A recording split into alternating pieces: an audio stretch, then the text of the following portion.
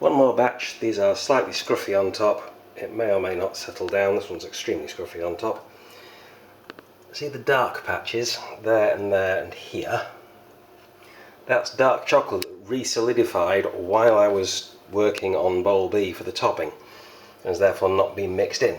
This is just Dr. Oetker rainbow muffin cases not quite conforming to the shape of the muffin tray properly. See, that one's turned as well. Most of them did. Most of them have stayed round. Because the portion of strawberries I picked up to do a strawberry filling, you can see the pink strawberry filling kind of oozing out, because again, doing this on a muffin scale is kind of tricky.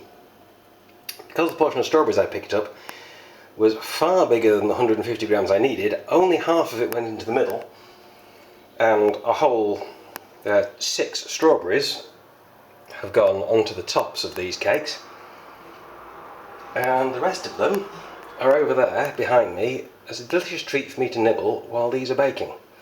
Whether these things are going to survive being baked at 120 centigrade, I don't know. We shall find out soon.